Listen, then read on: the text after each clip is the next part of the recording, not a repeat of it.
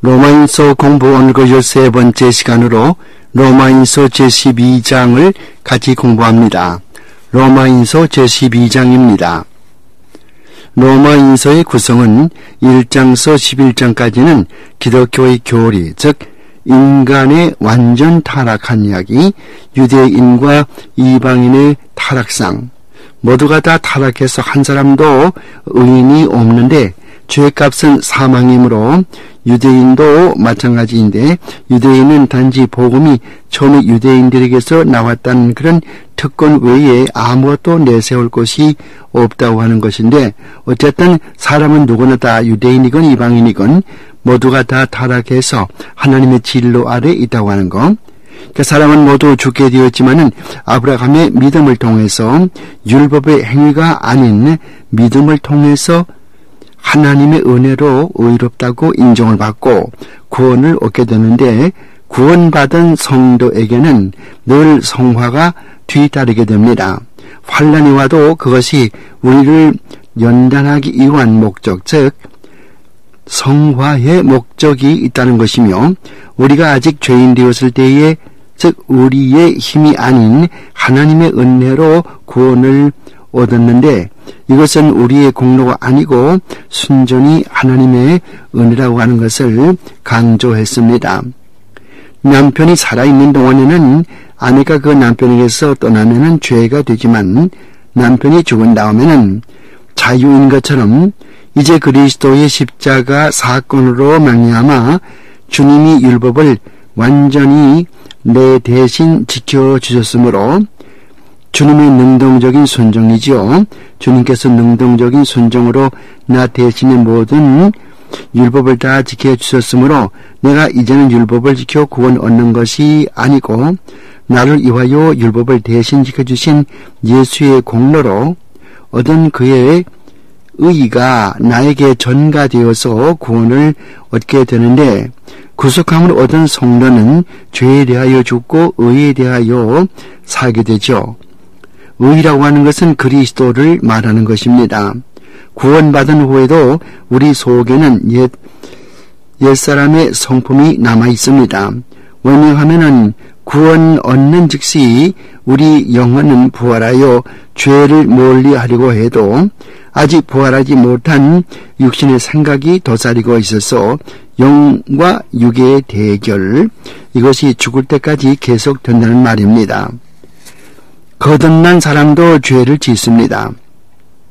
거듭난 사람은 죄를 상습적으로 또 고의적으로 반복해서 짓지 않는 것뿐입니다. 거듭난 사람은 죄를 지을 수 없다고 믿는 교리를 신학적으로 완전주의라고 말합니다. 이는 비성경적입니다.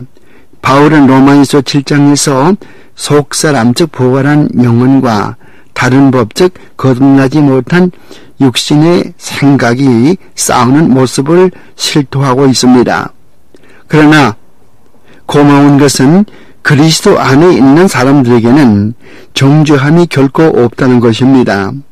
로마서 8장 1절에 그런 말씀이 있죠. 그런 거로 이제 그리스도 예수 안에 있는 자에게는 정죄함이 없다고 그랬거든요.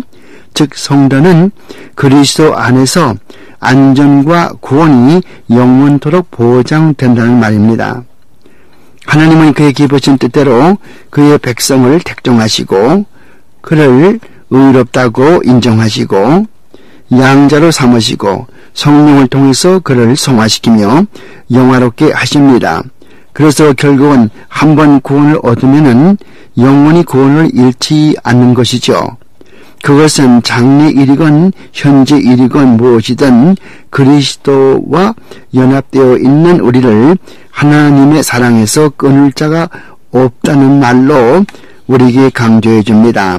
로마인서 8장 30절 말씀에서 어떤 성경에서는 미리 아신이라고 하였지만은 여기에 주의할 것은 하나님이 예수 믿을 사람을 미리 아시고 택해 주셨다는 말이 아니고, 하나님이 미리 그를 사랑하셔서 구원하기로 하나님께서 일방적으로 작정한 자를 하나님께서 택해 주었다 그 말입니다. 이것을 똑바로 알 필요가 있습니다. 하나님은 어떻게 그의 백성을 택해 주십니까? 에서와 야곱은 쌍둥이인데 형인 에서는 미워하고 동생 야곱을 택했다고 성경은 말합니다. 왜 그랬을까요? 그 이유는 하나님의 주권에 의한 것입니다. 토기장이는 재료를 가지고 무엇이든 자기가 만들고 싶은 것을 만들어도 누가 감히 대항할 자가 없다고 하는 이치지요. 하나님은 유대인이나 이방인이나 모두 하나님의 기쁘신 뜻대로 택정하여 구원해 주십니다. 그러나 구원을 얻는 것은 복음을 들어야 하는데 택함을 받은 백성은 어떤 모양이나 또 어떤 환경에서든지 반드시 누구를 통해서든지 복음을 듣게 되어 있습니다. 믿음은 사람의 영혼에 하나님이 창조하시는 하나님의 선물인데 이 믿음이 들어가는 것은 복음을 들어야 되는 것입니다. 복음을 듣고 마음으로 믿어 입으로 신앙 고백하여 구원에 이른다고 성경은 가르치고 있습니다. 이것은 사람에게서 되어지는 것이 결코 아니고 어디까지나 하나님이 하시는 일입니다. 유대인들은 불신앙으로 말미암아 하나님께 배척받았고 대신 이방인들이 되고 하나님의 백성이 되었습니다. 그러나 하나님은 이스라엘 민족을 아주 부르신 것이 아니고 이방인들이 하나님의 나라에 들어오게 하여 시기심을 일으켜 유대인들이 예수를 믿어 하나님의 나라에 들어오도록 하려는 그런 목적을 가지고 있습니다. 물론 유대인들 전부가 다 자동적으로 구원받는 것은 아니고 이방인의 숫자가 모두 차기까지 하나님은 이방인들 가운데서 하나님이 창세전에 택한 자들을 구원하시듯이 유대인들도 같은 방법으로 택하여 구원해 주신 이치입니다. 하나님이 아브라함과 세운 언약은 세 가지가 있는데 자손을 주시겠다는 것과 땅을 주시겠다는 것과 또 아브라함을 통해서 열국이 축복을 받겠다고 하는 이 세 가지의 약속을 하나님께서 아브라함에게 했습니다. 이 세 가지 약속은 육적으로 이루어졌지만은 그의 영적인 성취가 더욱더 중요하다고 말씀을 드렸습니다. 자손은 예수 그리스도요, 땅은 새하늘과 새 땅이요, 축복이라고 하는 것은 복음을 통해서 많은 사람이 영생을 얻게 되는 것을 나타내 주는 것이죠. 이것이 하나님이 아브라함을 불러낸 목적이요, 그와 언약을 맺은 목적이며 하나님의 의도가 바로 여기 있는 것입니다.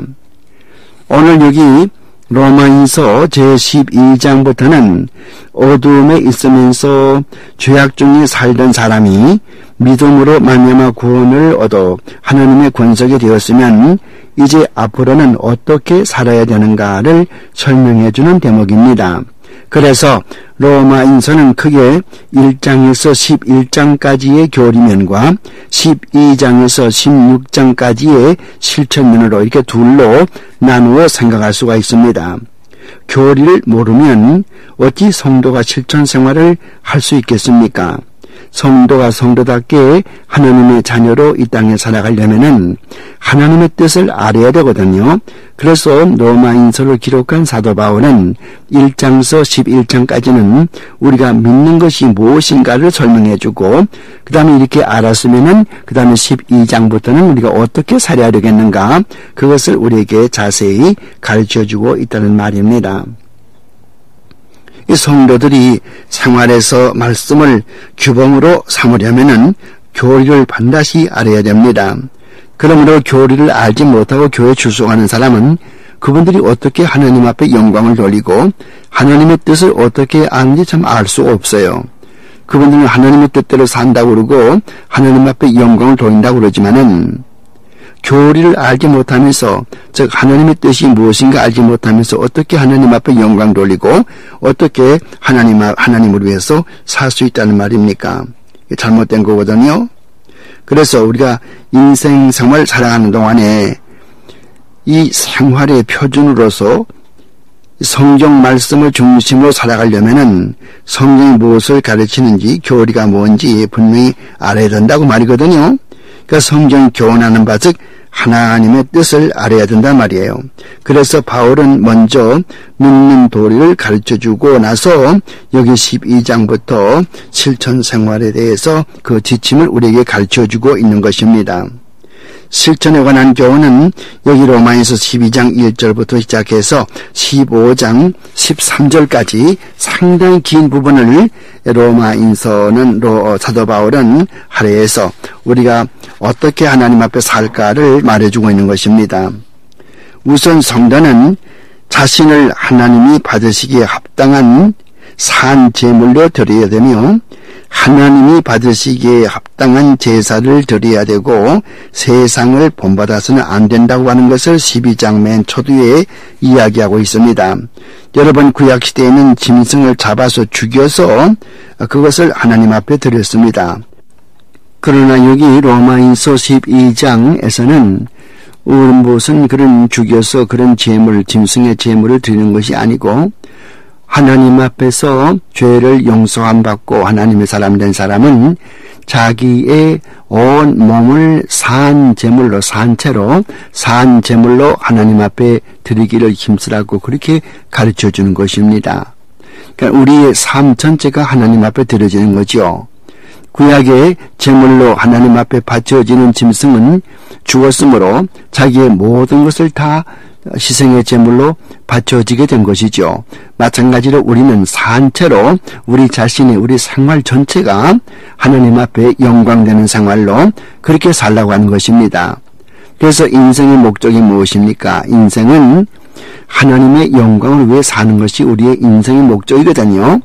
그러므로 이게 로마인서 12장에서 우리 성도들이 어떻게 살아야 될 것인가 가장 중요한 말씀을 초두부터 하고 있는 것입니다.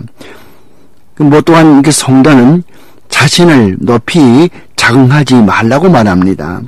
교만하지 말라고 말하는 것이죠. 왜냐하면은 우리 모두는 다 각각 개인이지만은 그 개인은 그리스도를 머리로 한 공동체의 일부분에 불과한 것입니다.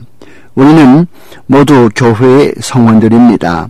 나도 그렇고 이웃도 그렇고 또 우리가 앉아있는 모든 사람이 다 각각 다 하나님 보시기에는 아주 천하보다 귀한 하나님의 교회의 성원들인 것입니다. 이것을 로마인서 12장 3절에서 5절까지 말씀해 주고 있습니다. 하나님은 모든 성도에게 예외 없이 은사를 주셨습니다.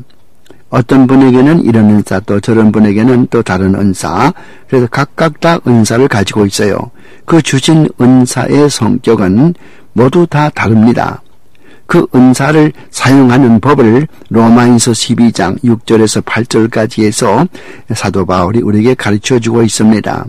고린도 교회 사람들은 은사를 받아서 그것을 자랑거리로 하여 교회의 덕을 세우지 못하고 남에게 오히려 비난거리가 되었던 이를 사도 바울이 고린도 교회에 편지하면서 고린도 전서에서 읽어봅니다마는 그 은사라고 하는 것은 그것을 받은 사람이 그것을 자랑하거나 그렇게 하려고 된 것이 아니고 이 은사를 받아서 하나님의 영광을 위해서 이 교회의 덕을 세우기 위해서 쓰라고 하는 것을 이야기하는 거거든요.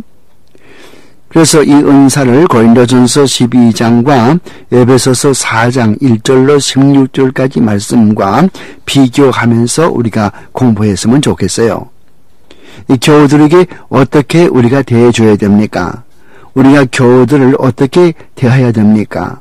성도는 이 땅에 살면서 같은 교우들에게 대할 그 윤리와 도덕의 기준이 있습니다. 아무렇게나 되는 대로 살아가는 것이 사람이 아닙니다. 사람과 동물의 차이는 사람은 하나님의 형상으로 만들어졌고 하나님의 형상 가운데는 기본적인 하나님을 닮은 도덕과 윤리가 있습니다. 물론 타락으로 말미암아 이것이 어느 정도 회파되기는 되었습니다만은 그래도 아직까지 우리는 이 선과 악을 구별할 수 있는 그런 어느 정도의 그런 이성을 가지고 있습니다. 흔히 사람들은 이 기준을 무시하고 개인주의로 나타나기 쉽습니다. 이것은 성도가 취할 자세가 아닙니다. 우리 성도들이 취해야 될 자세는 항상 아우를 지키는 자세로 임해야 되는 것입니다. 우리가 우리 형제 또 교우들 이 세상에서 대인관계를 할 때에 항상 아우를 지키는 자세로 그런 정신으로 남을 대해야 된다는 말이죠. 창세기를 펴면 가인이 동생 아벨을 죽였습니다. 하나님께서 가인에게 묻습니다. 내 동생이 어디 있느냐 물었습니다. 그때 가인은 내가 알 게 뭡니까? 내가 동생을 지키는 자이니까, 내가 아우를 지키는 자이니까 이렇게 말했거든요. 이것은 너무도 책임이 없는 말이고 너무도 개인주의적인 생각입니다. 우리는 이 세상에 살아갈 동안에 서로 아우를 지키는 그런 심정으로 살아가야 되는 거죠. 그래서 우는 자와 더불어 울고 즐거워하는 자와 더불어 즐거워하라고 한 말씀이 바로 이 로마서 12장에 기록되어 있는 것입니다. 그러면 세상에 대해서는 우리가 어떻게 처신해야 됩니까? 그리스도인들은 외다른 진공 상태에서 별도로 세상과 담을 쌓고 사는 그런 무리가 아닙니다. 예수 믿는 성도들도 세상 사람과 같이 살고 있습니다. 그런데 세상은 본질상 하나님의 나라와 원수가 되어 있습니다. 세상은 하나님을 싫어하고 하나님의 법을 따르지도 않고 하나님을 믿는 사람을 오해하고 또 조롱하고 핍박합니다. 성도의 태도는 어떻게 해야 되는 것입니까? 이것을 로마인서 12장 14절에서 21절까지 말씀에 기록되어 있습니다. 특히 로마인서 12장 맨 끝에 가서 보면은 너희 원수가 저리거든 먹이고 너희 원수가 목말거든 마시우게 하라. 그리함으로 그의 머리에 산 숯불을 얹어 놓으리라 그런 말씀이 있습니다. 무슨 말인가 하면은 우리를 핍박하고 우리를 조롱하고 우리에게 온갖 악행을 하는 사람에게라도 우리는 그들에게 선을 베풀며 살아가란 말이죠. 그래서 선으로 악을 이기란 말이죠. 이게 우리 이 세상에서 살아가는 성도의 그런 철학, 성도의 그런 생활 강령이 되어야 된다고 하는 것이죠. 이렇게 이 로마인서 12장에 대한 전체적인 그 조감도를 말씀드리고 이제 성경 로마인서 12장 1절부터 읽어나가면서 하나님께서 무엇을 가르쳐주는지 구체적으로 보도록 하죠. 여러분들 로마인서 12장 1절부터 펴시기 바랍니다. 그러므로 형제들아 내가 하나님의 모든 자비하심으로 너희를 권하노니 너희의 몸을 하나님이 기뻐하시는 거룩한 산 제사로 드리라. 이는 너희의 드릴 영적 예배니라 그랬거든요. 그러니까 처음부터 로마서 12장부터는 우리 예수 믿는 성도들이 어떻게 하나님 앞에서 실천 생활하며 살 것인가? 11장까지는 우리가 본질상 하나님의 진로의 자녀였더니 이제 긍휼이 풍성하신 하나님께서 저희들을 택해 주시고 인도해 주시고 우리를 하나님의 자녀로 만드시고 또 원래가 유대인들이 이루어 놓은 이 복음 이것을 우리 이방인들이 돌감람나무 같은 이방인들이 참감람나무 같은 그런 이 유대인의 복음에 접붙임이 되었다. 그래서 본질상 유대인들은 복음을 맨 처음에 시작한 사람이지만은 결국은 쫓겨나게 되고 이방인들이 의의 법을 따라서 즉 회개하고 내 자신의 힘 가지고 율법을 지키지 못할 것을 알기 때문에 하나님 앞에 회개하고 나오게 되면 하나님께서 그들을 택해 주셔서 하나님 앞에 의로운 사람으로 인쳐 주셨다. 그러면은 이제 이와 같이 하나님의 은혜로 구원받은 성도들은 어떻게 하나님 앞에 살 것인가? 그 맨 첫째 나오는 것이 하나님 앞에서 우리의 몸을 하나님이 기뻐하시는 거룩한 산 제사로 드리라고 하는 것이에요. 어떻게 우리가 우리 몸을 하나님 앞에 산 제물로 드립니까? 그러니까 하나님이 기뻐하시는 대로 내 몸, 즉 내 생활 전체를 주님 앞에 바치는 것입니다. 나의 건강과 나의 시간과 나의 재주와 나의 모든 재능을 다 주님을 위해 쓰란 말이거든요. 우리가 인생의 목적이 하나님을 영화롭게 하고 그를 영원토록 즐거워하는 것이라고 배웠죠. 그렇다면은 우리 자신이 날마다 생활해서 하나님 앞에 영적 예배를 드려야 되겠죠. 영적인 예배라 그러면은 교회에서 주일날 드리는 그 예배만이 예배가 아니라 날마다 우리의 생활이 하나님 앞에 받으시기에 합당한 생활이 될 수 있도록 그렇게 예배하는 심정으로 하나님 앞에 살라고 하는 것이거든요. 너희는 이 세대를 본받지 말고 그랬어요. 두 번째로는 이 세상을 본받지 말라고 그랬습니다. 왜 그렇습니까? 이 세상은 그리스도를 대적하고 이 세상은 진리를 대적하고 이 세상은 어둠의 세상이기 때문에 빛을 싫어합니다. 그러므로 이 세상을 따라갔다가는 결국은 망할 수밖에 없게 되는 것이죠. 그래서 하나님께서는 이 세상을 본받지 말라고 그랬습니다. 이 세상에 살는 것은 어떻게 할 수 없죠. 이 세상에 사는 것은 어떻게 할 수 없지만은 이 세상을 본받지 말라고 그러는 거예요. 그래서 we live in this world, but we are not of this world. 우리는 이 세상에 살고 있지만은 이 세상에 동화되어 살 수는 없다고 하는 것입니다. 그럼에도 불구하고 많은 성도들이나 성직자들이 오늘 얼마나 세속화되어 갑니까? 얼마나 세상을 따라갑니까? 심지어 교회 안의 예배 형식이나 음악이나 얼마나 세상을 따라갑니까? 이것은 성경과 정반대가 되는 사상이거든요. 그 성경은 하나님의 말씀인데 하나님의 말씀에 고역하면서도 하나님을 믿는다고 하는 것은 얼마나 모순된 말이겠습니까? 그러므로 우리가 이 신앙을 좀 자세히 생각을 하면은 우리가 잘못된 것을 많이 발견할 수 있고 고쳐야 될 것이 한두 가지가 아니지 않습니까? 하지만 사람들은 자기들이 하는 일이 모두 옳다고 생각하고 그것이 마치 성경에서 그렇게 가르치는 하나님의 뜻인 것처럼 착각한다고 말이죠. 그러나 늦기 전에 빨리 잘못된 것은 고쳐야 되겠어요. 세대를 본받지 말라고 그랬어요. 이 세상을 따라가면은 결국 죽음밖에 없어요. 성령의 생각을 따라가면은 영생이 있고 육신의 생각을 따라서 이 세상대로 살게 되면은 멸망밖에 없는 것입니다. 오직 마음을 새롭게 함으로써 변화를 받아 이 세 번째요. 마음을 새롭게 해서 변화를 받으라고 그랬단 말이에요. 변화받아야 되거든요. 예수를 믿은 지 30년, 40년 전에 만날 아직까지 성경 한 번도 읽어보지 못하고 실천 생활에서는 불신자만도 못하고 아무것도 알지 못한다면은 이거 뭔가 잘못된 거 아니겠어요? 이런 사람을 성경에서는 카날 크리스천이라고 그래요. 우리 원어에서 말할 것 같으면은 사르키코스라고 그러죠. 이건 무슨 말인 거니? 육에 속한 사람. 이것은 무슨 말인 거니? 중생의 체험도 없고 하나님 앞에 거듭난 것도 모르고 예수가 누군지 알지 못하고 그냥 형식적으로 교회만 나오는 명목상의 크리스천이거든요. 이런 분들에게는 구원이 없다고 말이죠. 변화가 생겨야 되는 거예요. 그래서 고린도 후서 5장 17절 말씀 보면은 무슨 말이 있습니까? 누구든지 그리스도 안에 있으면은 새로운 피조물이라 보라 옛것은 지나갔도다. 그런 말 있잖아요. 그러니까 옛것은 지나가야 됩니다. 아직도 옛것을 버리지 못하고 있다면 그 문제가 되는 거예요. 옛사람, 옛 성격 이거 가지고 있다면 신앙생활에 방해가 되겠죠. 그래서 진정으로 하나님 앞에 거듭난 사람은 이 세상을 본받지 않고 마음이 새롭게 되어서 변화를 받게 되는 거예요. 트랜스포메이션. 하나님이 선하시고 기뻐하시고 온전한 뜻이 무엇인가를 분별하라고 그랬어요.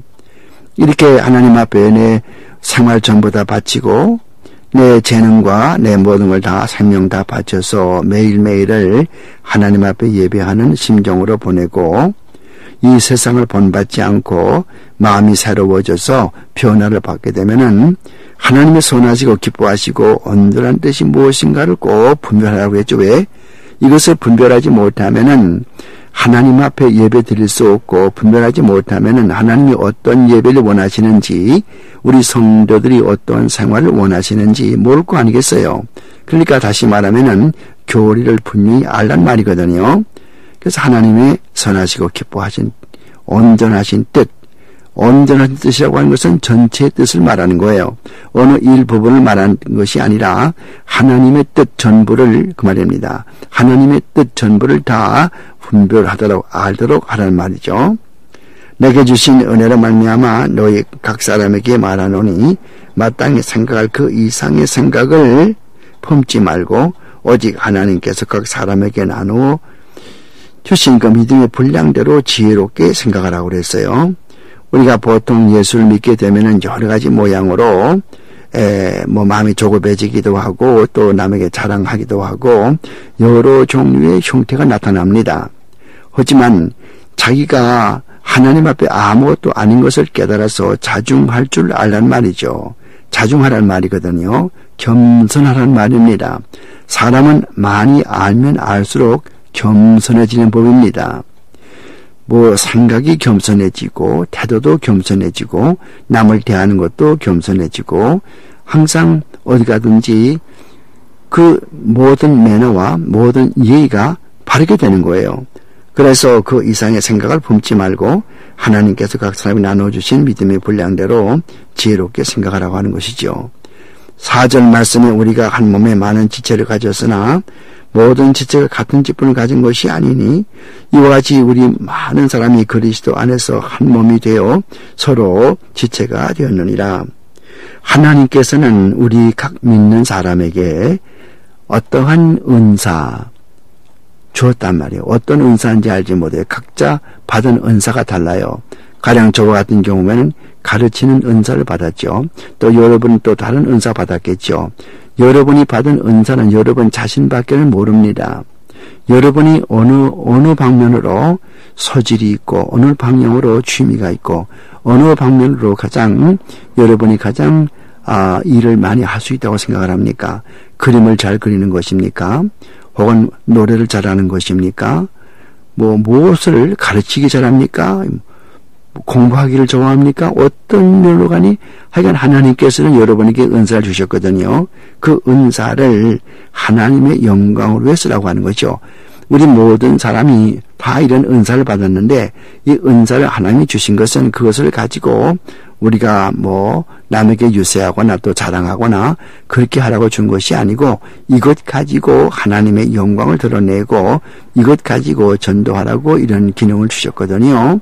이걸 분명히 안다면은 여러분이 가진 그런 특별한 그런 은사 이것을 남에게 자랑할 것도 없고 오히려 겸손해서 그것을 가지고 오로지 하나님의 영광을 나타내는 일, 복음을 전하는 하나님의 나라를 이 땅에 확장시키는 그런 일에만 그 모든 은사가 쓰여지게 된다고 말이에요. 고린도전서 12장에 가서 보면 고린도 교회 사람들은 그걸 몰랐어요. 그걸 몰라가지고 자기들에게 주어진 그 은사는 자기가 그런 자랑거리로 생각을 하고 많은 사람에게 그것을 가지고 유세한다든가 자랑한다든가 그래서 교회에 온갖 문제를 일으켰거든요. 교회에 덕을 세우는 것은 고사하고 교회를 파괴하는 그런 일까지 벌어지게 되었습니다.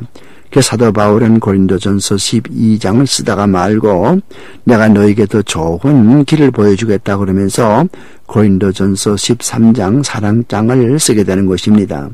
그건 천사의 방언을 말할지라도 사랑이 없으면 아무것도 안 하고 그러지 않습니까?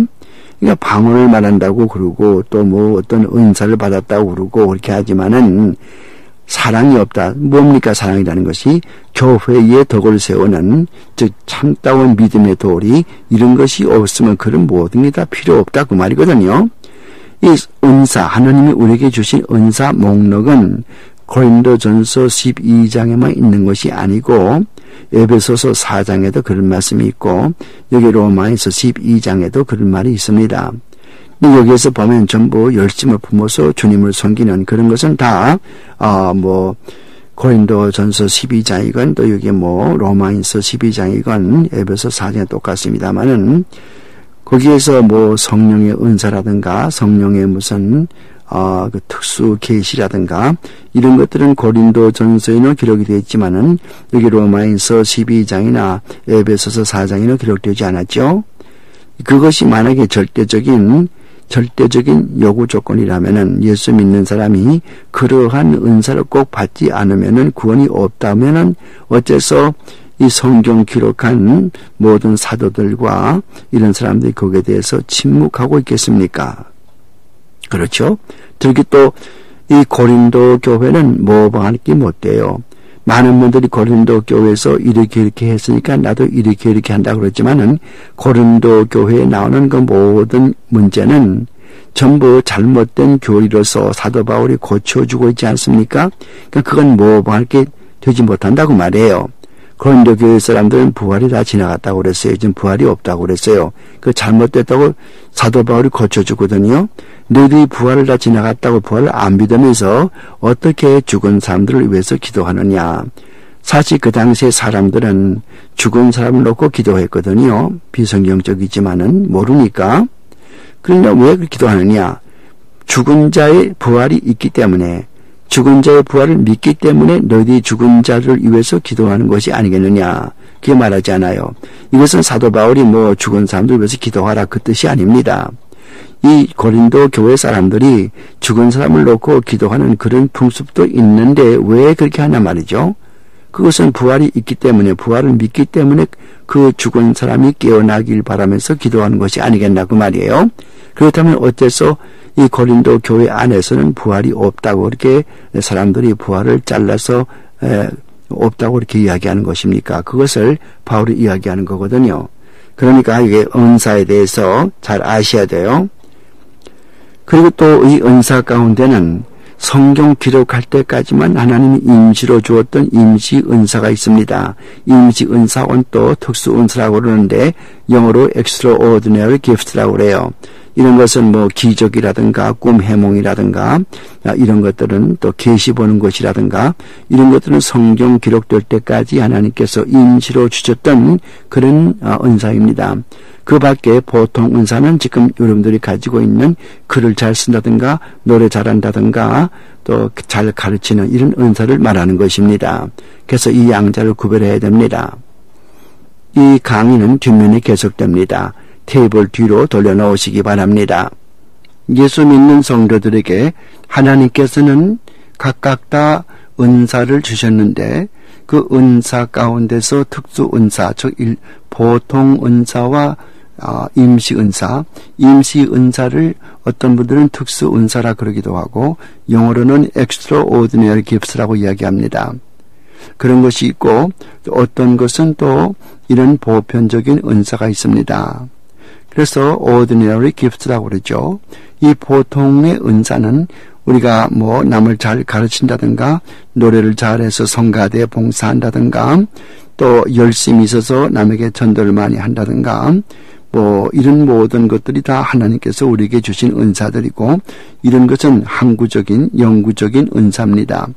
그러나 임시 은사, 예를 들면은 하나님의 계시가 왔다든가 또 베드로가 지붕 꼭대기에 올라가서 하나님 앞에 기도하니 우리 사도행전 10장에 보면 그런 말씀이 있지 않아요. 여러 가지 보자기가 내려오는데 거기에 여러 가지 더러운 짐승들이 거기에 쌓여 있어서 이런 것을 먹지 않는다 그런 환상 본 것이라든가 또 요셉이 꿈을 해몽한 것이라든가 또 다니엘의 꿈 해몽이라든가 또 요나가 큰 물고기 뱃속에 들어가서 기도한 내용이라든가 이 모든 것들은 다 초자연적인 그런 하나님의 계시나 또 하나님의 그런 기적과 또 이런 것들이거든요. 이런 것들은 성경이 기록될 당시에 있었던 일이고 성경 다 끝난 다음에는 기록이 끝난 다음에는 그런 계시를 통해서 하나님께서 역사하지 아니한다.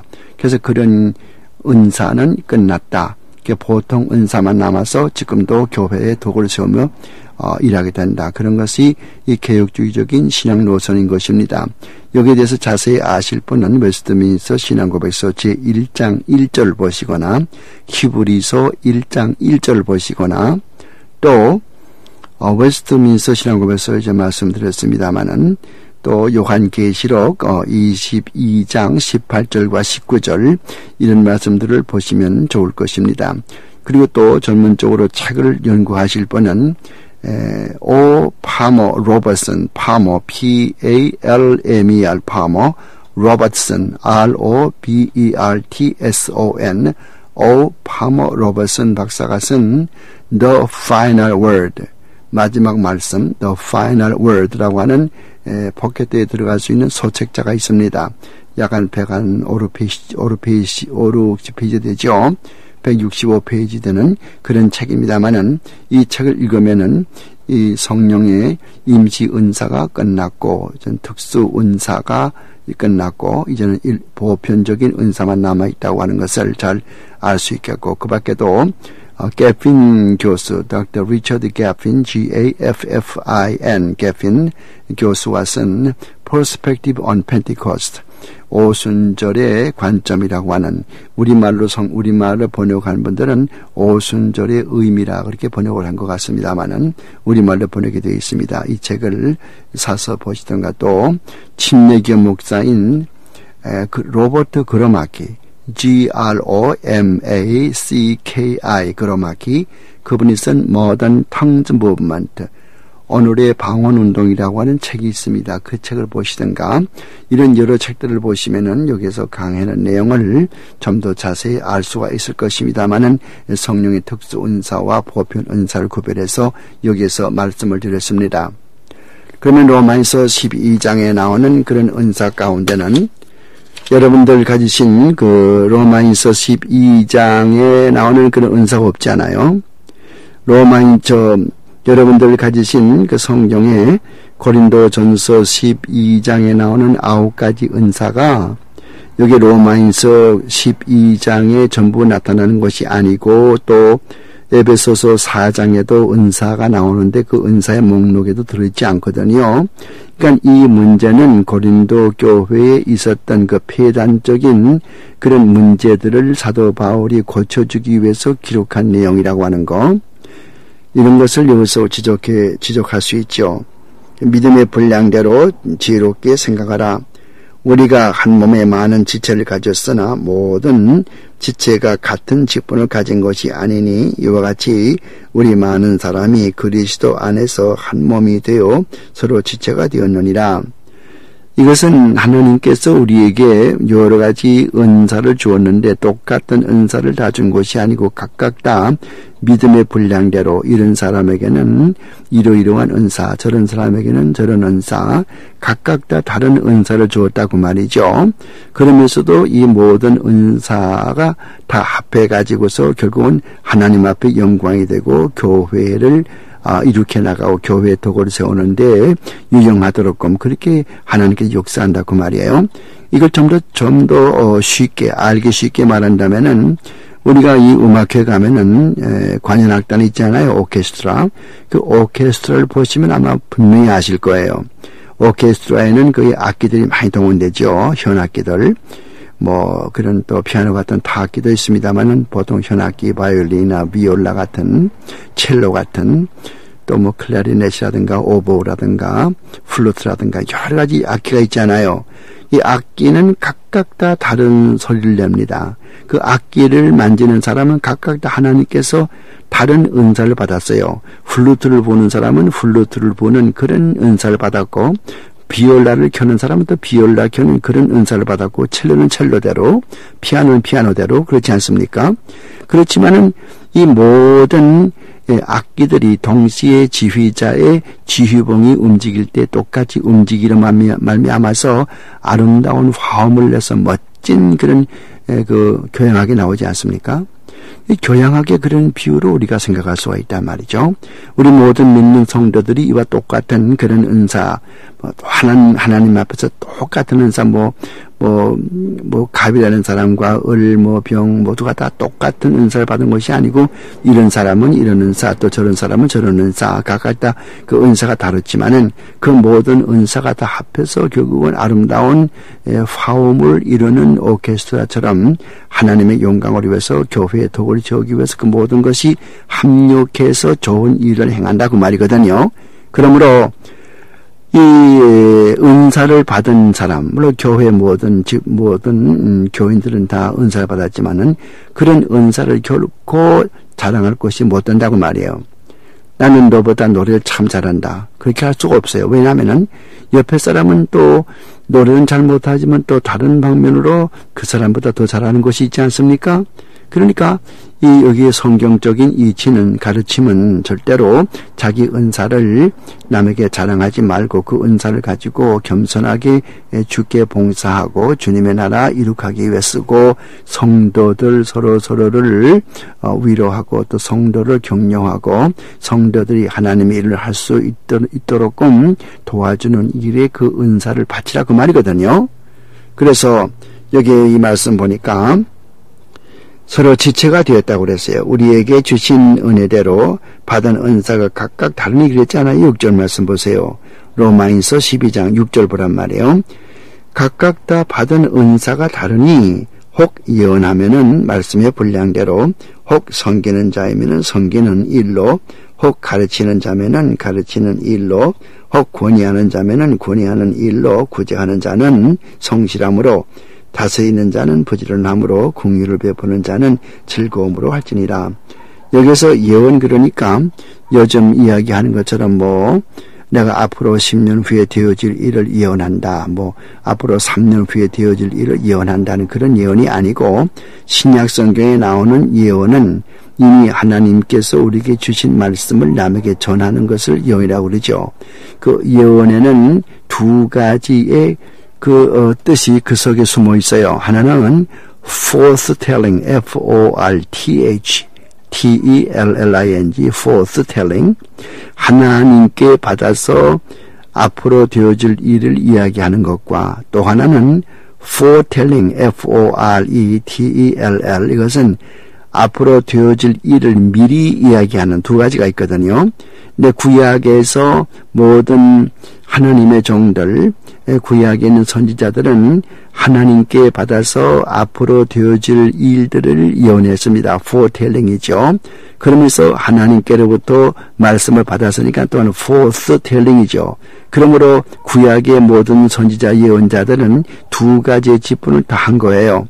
하나님께로부터 받았으니까 forthtelling이고, 즉 하나님께서 받아서 백성에게 전하니까 forthtelling이고, 또 앞으로 되어질 일을, 앞으로 메시아가 어디서 나고 메시아가 무엇을 하고 어떻게 구원하고 이런 앞으로 되어질 일을 말씀했으니까 이건 또 foretelling이죠.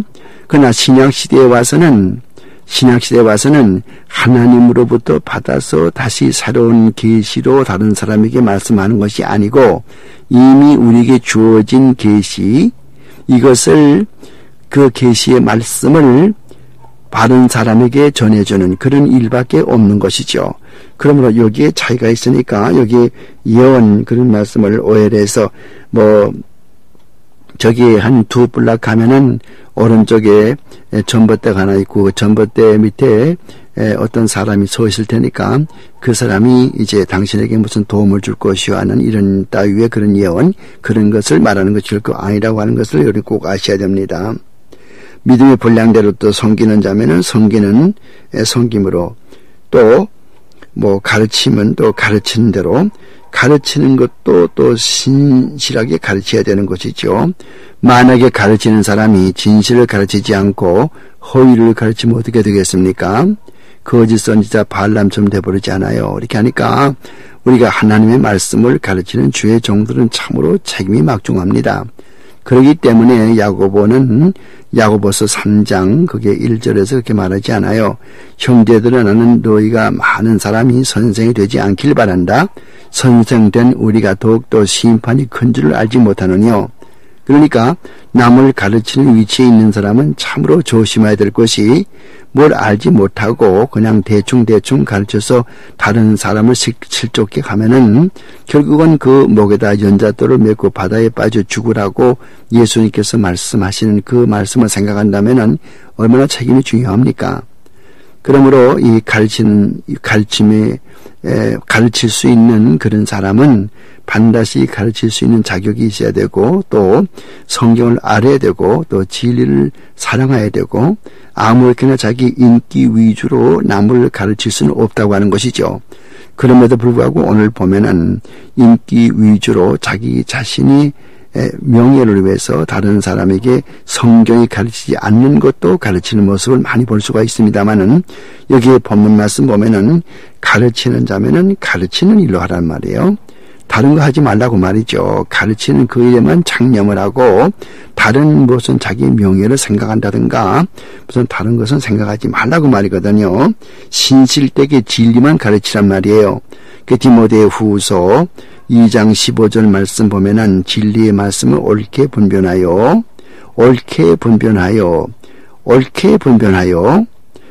그 자신을 하나님 앞에 드리기로 힘쓰라고 그랬는데, 그 말씀 바로 쪼개는 거거든요. 그래서 분별한다. 그 말이 author, 진리의 말씀, 오토라는 것은 진리 그 말이요, 오토. 그 다음에 토마라는 말은 자른 거거든요. 그러니까 오토 토문테스, 그러니까 바르게 곧바로 자른단 말이죠. 하나님의 말씀을 바로 해석한단 말이에요. 그것이 디모데후서 2장 15절의 말씀이에요. 진리의 말씀을 옳게 분별하여. 그래서 오토 토문테스 텐 로곤 테스 알레세야 이렇게 되죠. 뭐 하나님의 말씀, 진리의 말씀, 그 진리의 말씀을 옳게 분별한다. 이것은 가르치는 사람의 가장 생명이 되는 그런 내용입니다. 아무렇게나 가르칠 수가 없어요.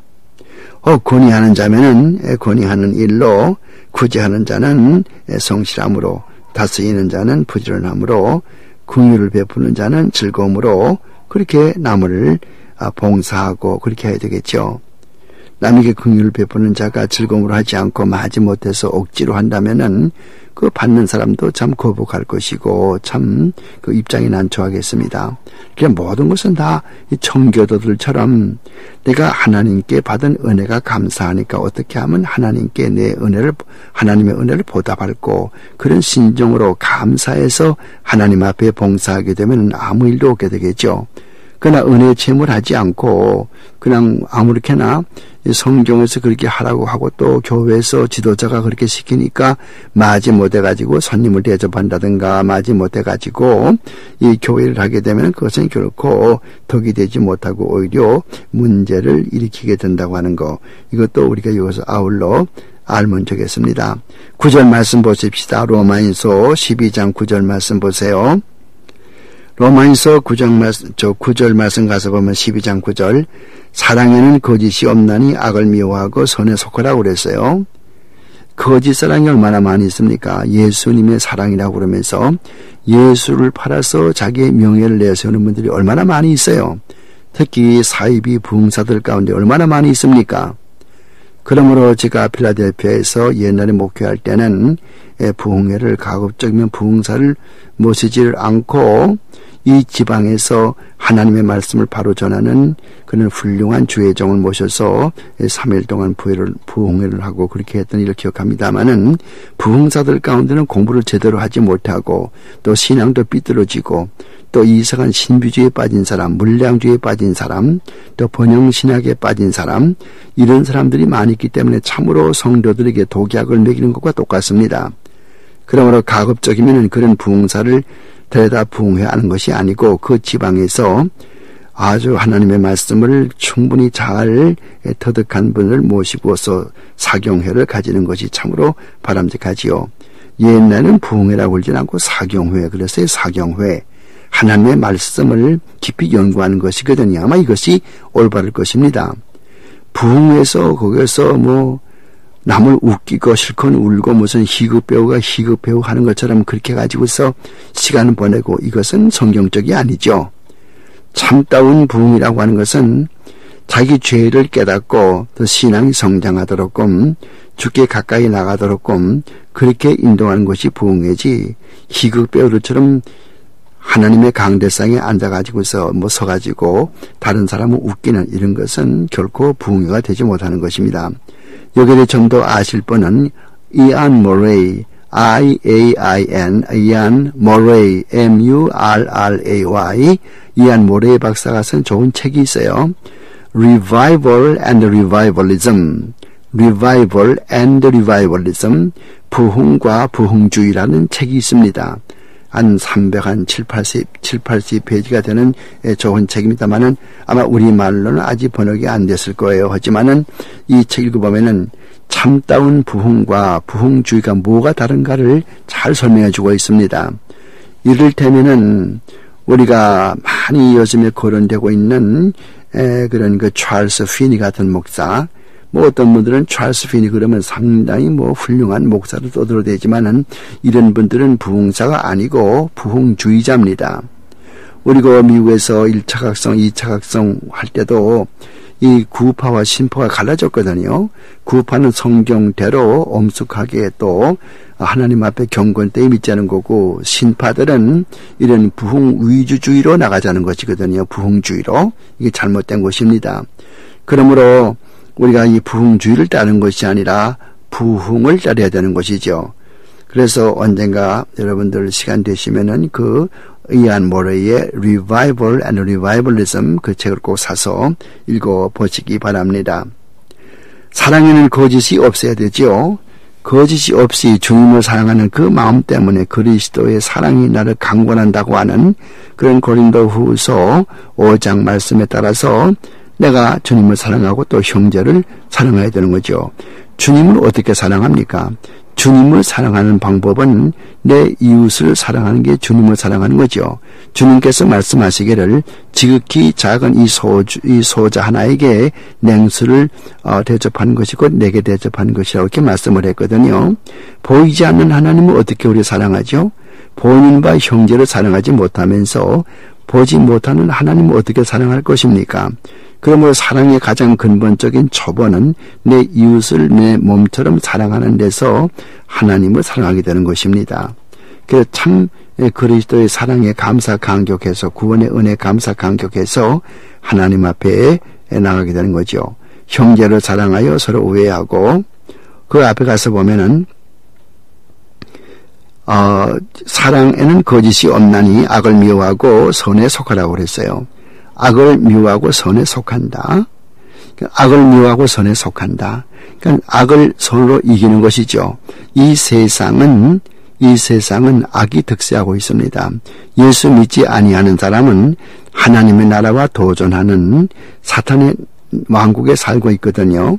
그러니까 이 예수 믿는 성도들과는 서로 이렇게 반대가 될 수밖에 없어요. 그래서 예수님께서 너희가 세상에서는 환난을 당하겠다고 그랬고, 또 내가 이 세상에서 환난 당하고까지 너희도 환난 당하리라고 말씀을 한 거고, 또 우리가 이 세상에 그리스도인으로 살아가면서 핍박을 받지 아니하면 그는 거짓 그리스도인이거든요. 이 세상에 사는 참 성도는 반드시 핍박을 받지 않을 수가 없어요. 핍박을 받지 않을 수가 없습니다. 우리가 만약에 적진에 포로로 잡혀갔다고 생각할 때 핍박을 안 받겠습니까? 많이 받죠. 마찬가지로 우리는 핍박을 받지만은 그 악을 손으로 이기는 그런 일을 힘쓰라고 하나님께로부터 나고 하나님께로부터 거듭나서 하나님의 자녀가 된 사람은 그 실생활에 있어서 자기 자신을 하나님 앞에 영적 예배로 드리면서 이 세상을 본받지 말고 나가야 되고, 또 악을 미워하고 선에 속하라고 말해줍니다. 형제를 사랑하여 서로 우애하고 존경하기를 서로 먼저 하라고 가르쳐주는 말씀이죠. 뭐 더 이상 무슨 설명이 필요하겠습니까? 형제를 사랑한다는 것은 존경이 앞서거든요. 존경하지 않으면 사랑이 없습니다. 존경하지 않는 사랑은 거짓 사랑이죠. 부부간이라도 서로 사랑한다고 그러면서 존경심이 없다면 그것은 거짓이죠. 어떤 것이든 거짓이 들어가면은 하나님을 기뻐하지 않고 하나님의 진로가 임하는 것이죠. 그러므로 이 성도는 예배를 드릴 때나 또 무슨 이 세상에 살아가면서 어떤 일을 계획할 때나 항상 거짓이 없이 신실되게 살아야 되는 것, 이것만이 하나님을 기쁘게 하고 이렇게 할 때 하나님 축복이 오는 것이지, 거짓된 방법으로 어떤 일이 만약에 성사됐다 하더라도 그것은 하나님께서 축복해 주어서 되어지는 것이 아닙니다. 그걸 우리가 분명히 아셔야 돼요. 어떤 분이 새벽 기도회에 나가다가 보면 교통사고를 내서 옆에 세워놓은 자동차를 다 그렇게만 추돌해서 받아버렸습니다. 자동차 2대가 파손됐어요. 근데 다행히 주위를 둘러보니까 경찰관이 없어요. 그래 이 사람은 빨리 도망을 쳐서 교회로 가서 새벽 기도를 마치면서 주님이요 감사합니다. 오늘 내가 사고를 냈는데 경찰이 마침 없어가지고 잡히지 않았으니 참으로 감사합니다. 이것은 신앙이 아닙니다. 이것은 신앙이 아니에요. 이런 신앙 때문에 오늘 교회가 문제가 생기는 것입니다.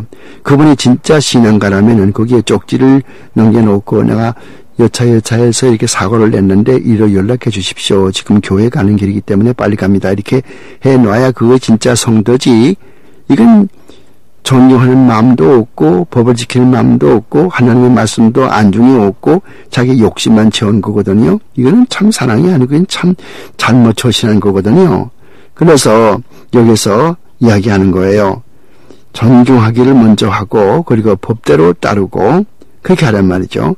부지런해서 게으르지 말고 열심히 품고 주를 섬기라고 그랬어요. 뭐 주를 섬기는 방법이 여러 가지가 있겠죠. 주를 섬기는 방법은 각각 자기가 받은 은사대로 주를 섬기겠습니다마는 항상 뭐든지 주님부터 먼저 생각을 하고 이것을 생각하면 이것을 행하면 하나님께서 기뻐하시겠는가 그걸 먼저 생각하란 말이에요. 어느 학교에 지명할 것인가 어떤 직업을 가질 것인가 어디에서 목회할 것인가 이런 것을 생각할 때 반드시 그렇게 하면은 하나님께서 기뻐하시겠는가 혹은 하나님께서 기뻐하지 아니하겠는가 이런 걸 생각해 보란 말입니다. 그럴 때 그 답이 나오는 거예요. 뭐 답이라는 것이 뭐 무슨 귀로 하나님께서 무슨 음성을 들려주는 것이 아니고 이것은 우리가 하나님께서 우리에게 주신 이성을 통해서 성경 말씀을 볼 때 깨달을 수 있는 거거든요. 여러분 성경 말씀은 무슨 자세한 것까지 우리에게 가르쳐 주는 것이 아니에요. 성경 말씀은 우리 신앙과 생활에 이런 그 근본적인 원칙들만 가르쳐 주는 거예요. 원칙. 그 밑에 세 부분에 들어가서는 내가 이성을 가지고서 판단을 해야 돼요. 주의를 거룩하게 지키라 그렇게 말했다면 성경에서 말하는 거거든요. 주의를 거룩히 지키라. 그러면 거기에 따라서 내가 어떤 직업을 가지면은 돈을 많이 벌 수가 있는데 그건 주일날 나와야 되거든요. 주일날 직장에 나가야 되는데 돈을 많이 벌고 그 돈을 많이 벌어서 교회에다 헌금 많이 하고 그럼 하나님 기뻐하지 않겠는가? 그렇게 생각하지만 그것은 잘못된 것이죠.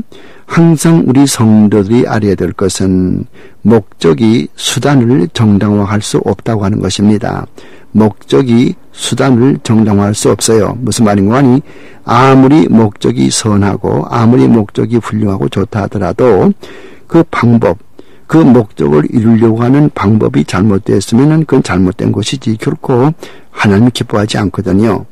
그래서 주일날에 그런 좋은 직업을 가지면 돈을 많이 벌 수가 있고 한데 하지만은 성경 말씀은 주일을 거룩하게 지키라고 그랬으니까 그렇게 하지 말아야 되거든요. 그럼 또 하나님께서 다른 방법으로 또 채워주시겠죠. 그래서 사도 바울이 빌립보서 4장에서 이야기하는 것처럼 내가 풍부에 처할 줄도 알고 비천에 처할 줄도 알고 배고도 고파봤고 또 금주에도 보고 또 배부름도 다 체험했는데 내게 능력 주시는 자 안에서 내가 모든 것을 할 수 있다 그렇게 말할 수 있는 거 아니겠어요? 이 말은 뭐 돈이 한 푼도 없는데 내가 큰 집을 사겠다. 하나님께서 은혜 주실 것이다. 그런 뜻이 아니에요. 부흥사들은 그렇게 잘못 인용해서 하지만은 그 뜻이 아니고 없으면은 없는 대로 있으면 있는 대로 하나님 앞에 감사하는 거예요. 있으면 있는 대로 그것을 가지고 하나님 앞에 감사하면서 주님의 뜻대로 쓰고 없으면 또 없는 대로 내핍하면서 여러 가지로 전략하면서 역시 하나님의 뜻대로 살려고 애를 쓰고 그렇게 되는 거거든요. 없는 사람이 항상 없는 게 아니잖아요. 있을 때가 있지 않습니까? 또 있는 사람이 항상 있는 게 아니잖아요. 없을 때가 있지 않습니까? 그러니까 있는 경우이건 없는 경우이건 항상 하나님의 뜻 가운데서 자족하면서 만족하며 살라고 하는 그걸 가르쳐주는 말이 아니겠습니까? 그래서 여기 다시 본문 들어와서 보면은 12절에 가서 보니까 소망 가운데 즐거워하며 환난 중에 참으며 기도에 항상 힘쓰며 성도들의 쓸 것을 공급하며 선대접하기를 힘쓰라. 이것들은 모두가 다 거듭난 성도들 아까 로마인서 1장에서 11장까지를 보면서 그렇게 하나님의 백성으로 택함을 받고 하나님으로부터 구원을 받은 성도들이 행해야 될 그런 그 삶의 원칙을 여기서 이야기해 주고 있습니다. 그 다음에 14절 너희를 핍박하는 자를 축복하라. 축복하고 저주하지 말라. 즐거워하는 자들을 함께 즐거워하고 우는 자들로 함께 울라고 그랬어요. 예수 믿는 성도들은 서로가 다 일심동체가 되고 하나의 유기적인 유기체를 가지고 있거든요. 하나님 그리스도와 내가 마치 포도나무와 가지처럼 유기적인 그런 신비스러운 유기체를 가지고 있어요. 또 우리 성도들도 서로 유기체가 되어 있습니다. 그러니까 여러분 그림을 그릴 때 가운데 예수님의 십자가를 놓고 우리 모두가 다 십자가와 다 연결되어 있단 말이에요. 그래서 유기적인 연결이 되어 있어요. 그리스도와. 그러면서 또한 그 밑에는 수많은 성도들이 쭉 한 줄로 줄을 지어서 원을 그리고 있죠. 십자가를 중심으로. 그러면 그 모든 사람들이 다 똑같이 하나님의 은혜의 줄로 다 묶여져 있거든요. 그래서 서로 유기적인 그런 관계를 가지고 있는 거죠. 그러므로 우리는 예수님을 사랑하면서 또한 우리의 이웃을 사랑하게 되는 거예요. 그러므로 우는 자와 더불어 울게 되고 즐거워하는 자와 더불어 즐거워하는 그런 생각, 이걸 말하는 거죠. 그래서 우리가 또 우리를 핍박하는 사람은 결코 저주하지 말고 축복해 주어라, 그 말이죠. 서로 마음을 같이하여 높은 데 마음을 두지 말고 도리어 낮은 데 좋아요 스스로 지혜 있는 채 하지 말라. 아무에게도 악을 갚지 말고 모든 사람을 앞에서 선한 일을 도모하라. 할 수 있거든 너희로서는 모든 사람으로 더불어 화평하라 그랬어요. 평화라고 그랬거든요. 우리가 성도의 생활을 할 때에 모든 사람과 평화하는 게 중요하죠.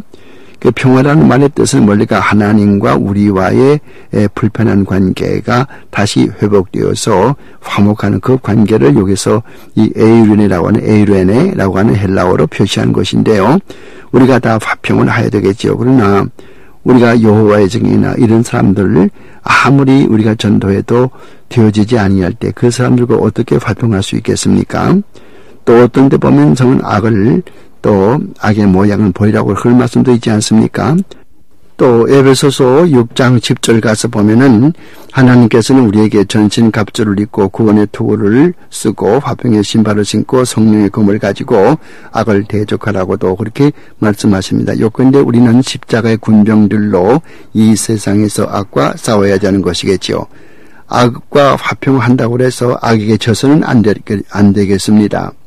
그리고 원수 갚는 것이 내게 있으니까 내가 갚으리라고 주께서 19절에 말씀하십니다. 우리 성도들도 누가 나에게 해를 많이 끼칠 때에 원수 갚고자 하는 그런 시험에 들 수가 있습니다만은 이 원수 갚는 것은 하나님께서 모든 걸 알고 계시기 때문에 하나님의 뜻대로 갚아주시는 것입니다. 여러분 기독교의 역사를 보시면은 어떻게 하나님께서 우리의 원수를 갚아주시는가 알 수가 있지 않습니까? 그러므로 하나님께 모든 것을 맡기고 살자 그 말이죠. 그러니까 10절 그다음 20절 가서 말씀 보면은 너의 원수가 줄이거든 목이고 목마르거든 마시우게 하라. 그리함으로 내가 숯불을 그 머리에 쌓아놓으리라. 이 말씀은 무슨 말인가 하면은 유대민족의 속담입니다. 이게 성경이 만약에 우리말로 기록되었더라면은 미운 놈 떡 한 개 더 주어라. 아마 그렇게 기록되었을 거예요. 우리말로 이것을 해석할 수 없는 것이 아무 뜻도 안 되죠. 유대나라의 이런 속담이니까. 그러니까 성경은 우리 인간들이 쓰는 그런 언어로 기록되었고 죄성만 없이 하고 하나님의 뜻이 나타나지만은 그 표현 방법은 인간의 언어로 기록되었다고 하는 것입니다. 그래서 옛날 사람들은 누가 참 나에게 악함을 할 것 같으면은 그 사람 머리 위에다가서 숯불을 얹어줘라. 그렇게 유대인들이 그렇게 말을 했습니다. 유대인의 속담이죠. 여기서 오늘 강의 마치겠습니다.